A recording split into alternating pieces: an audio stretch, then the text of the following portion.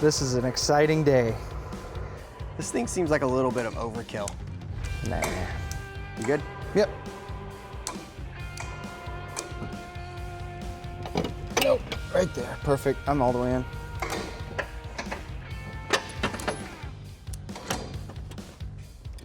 Did you ever envision Jeep saying back in the day, someone might stick a almost 800 horsepower engine in this thing? No, they definitely did not intend it for that.